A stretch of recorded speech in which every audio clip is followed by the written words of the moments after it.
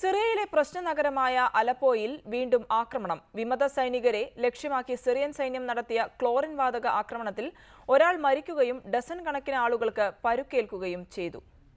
Helicopter ഉപയോഗിച്ചുകൊണ്ട് 2 ബാരലോളം ബോംബുകളാണ് Syrian സൈന്യം അലപ്പോയിൽ വർഷിച്ചത്. അലപ്പോയുടെ അയൽപട്ടണങ്ങളിൽ ചൊവ്വാഴ്ചയും ക്ലോറിൻ വാതക ബോംബാക്രമണം നടന്നതായി രക്ഷാപ്രവർത്തകർ ആരോപിക്കുന്നുണ്ട്. ആശുപത്രിയിൽ പ്രവേശിപ്പിച്ച് ശ്വസിക്കാൻ ബുദ്ധിമുട്ടുന്ന കുട്ടികളുടെ അടക്കമുള്ള ചിത്രങ്ങൾ സിറിയൻ അമേരിക്കൻ മെഡിക്കൽ സൊസൈറ്റി നവമാധ്യമങ്ങളിൽ പോസ്റ്റ് ചെയ്തിരുന്നു. സിറിയയിലെ സുക്കാരി നഗരത്തിൽ 70ഓളം പേർക്ക് ഇതുമൂലം ശ്വാസതടസ്സം അനുഭവപ്പെട്ടതായി ഇംഗ്ലണ്ടിൽ നിന്നുള്ള Syrian observatory for human rights അറിയിച്ചു. ഐക്യരാഷ്ട്രസഭ കഴിഞ്ഞ മാസം നടത്തിയ അന്വേഷണത്തിൽ 2014-ലും 2015-ലും നടന്ന 2 രാസായുധ ആക്രമണങ്ങൾക്ക് പിന്നിൽ സിറിയൻ സൈന്യമാണെന്ന് കണ്ടെത്തിയിരുന്നു. കഴിഞ്ഞ ഓഗസ്റ്റിൽ നടന്ന മറ്റൊരു ആക്രമണത്തിന് പിന്നിലും ഗവൺമെന്റാണെന്ന് സിറിയൻ സിവിൽ ഡിഫൻസ് ആരോപിച്ചു.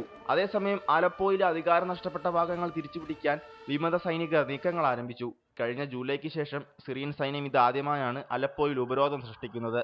International desk reporter.